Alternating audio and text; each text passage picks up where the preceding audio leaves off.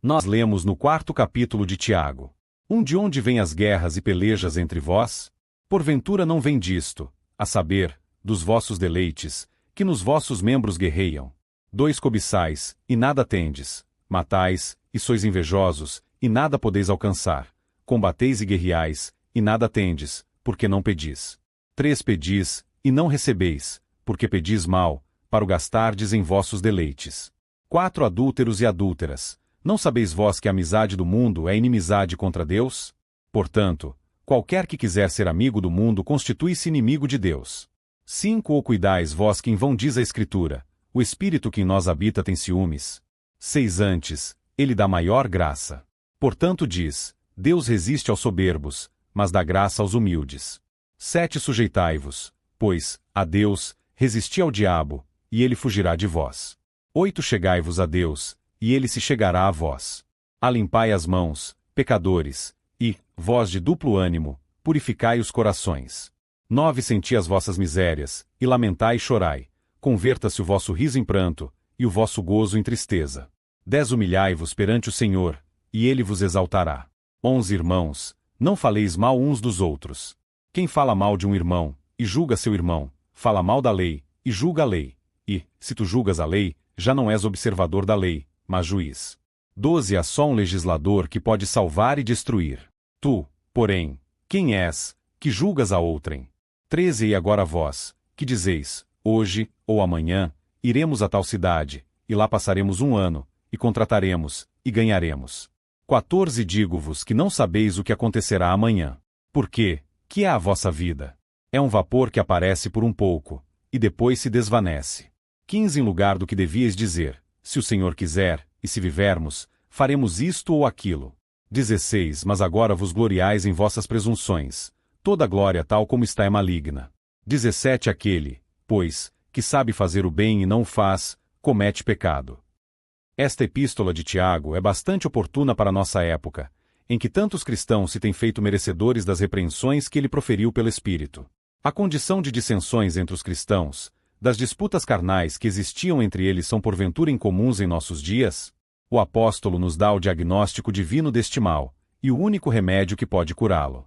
A falsa convicção religiosa, o orgulho espiritual cega o cristão de tal maneira que ele fica impossibilitado de aceitar e entender que a prática da iniquidade impede que nossas orações sejam ouvidas por Deus, que nossos jejuns e todo o serviço que fazemos em seu nome não sejam aceitáveis por ele, conforme o próprio Deus afirma em 58.4. Eis que para contendas e rixas jejuais, e para ferirdes com punho iníquo. Jejuando vós assim como hoje, a vossa voz não se fará ouvir no alto. Parece que Tiago retirou desta passagem suas palavras nos versos 1 a 3 do 4º capítulo da sua epístola, onde revela que a causa de não terem alguns cristãos suas orações respondidas por Deus é devido ao fato de viverem em falta de unidade espiritual, em disputas que são originadas de suas cobiças carnais, e não se permitem viver reconciliados pela paz de Cristo, senão em constantes disputas causadas por ódio, inveja e contendas. Assim, não podem conhecer qual seja a boa, perfeita e agradável vontade de Deus, e, quando oram, nada fazem além de pedir ao Senhor aquilo que visa ao próprio deleite e interesse pessoal. Nem sequer lhes passa de longe, pelas suas mentes a necessidade de se importarem com o reino de Deus e sua justiça. Pensam somente em si mesmos, e quando muito, em seus familiares segundo a carne, mas não da forma como convém, de se importarem antes de tudo, com o estado eterno de seu espírito. Não conseguem ver os interesses de Cristo relativos à sua igreja, pelos quais deveriam não somente orar, mas também se empenhar para vê-los cumpridos para a glória de Deus. Eles se deixam dominar pelas atrações do mundo e se tornam mundanos e conformados ao mundo, esquecidos de que, quem se faz amigo do mundo se torna inimigo de Deus, e que não podem ter seu amor divino sendo derramado em suas vidas. No entanto, o cristão não pertence mais ao mundo, apesar de estar no mundo.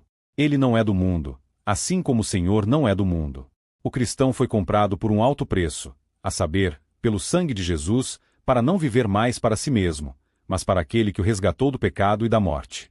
Como pode, portanto, pretender permanecer ligado com seus afetos, ao Egito, quando foi libertado por Cristo para rumar para Canaã celestial?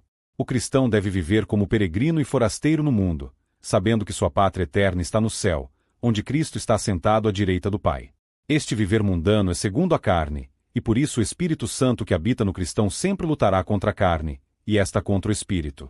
A carne procurando trazer o cristão de volta à sua antiga vida, e o espírito procurando transformá-lo para viver segundo a nova vida que recebeu do céu. Se o cristão se endurecer e resistir ao Espírito Santo, ele acabará apagando seu fogo purificador e renovador, e ficará desprovido da graça de Jesus, que lhe seria concedida para fortalecê-lo caso fosse humilde, submetendo-se ao trabalho do Espírito Santo, através do arrependimento e volta à prática da verdade. Quando o cristão se sujeita a Deus em humildade, e se levanta com o escudo da fé e a espada do Espírito Santo, que é a palavra de Deus para resistir às tentações de Satanás, o resultado será que o diabo baterá em retirada. Uma vez restaurada a comunhão com o Senhor, e reconciliado de novo a Ele pela obediência à verdade, por uma verdadeira busca de consagração de sua vida a Deus, o cristão deve ter ousadia para se aproximar dele, confiado no poder purificador do sangue de Jesus e na eficácia da expiação que fez da nossa culpa e pecado.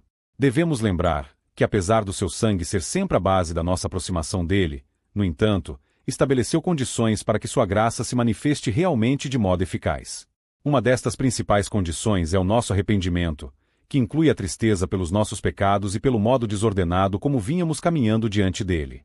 Também devemos deixar de lado toda forma de presunção orgulhosa, que nos leva a julgar erroneamente, que podemos, como cristãos, deliberar sobre todas as decisões de nossa vida, sem procurarmos saber qual seja a vontade de Deus para nós. Isto soa como um escravo que faz todas as coisas sem se importar em saber e cumprir a vontade do seu senhor. Tiago diz que tal tipo de presunção é maligna, a saber, ela não procede do Senhor, mas do inferno.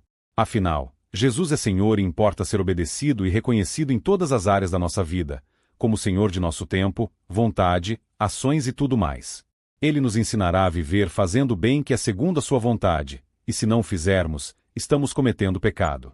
Não admira que alguém que está vivendo em pecado não possa contar com a amizade do Senhor, porque ele disse claramente que somos seus amigos quando fazemos o que ele nos tem ordenado e guardamos seus mandamentos.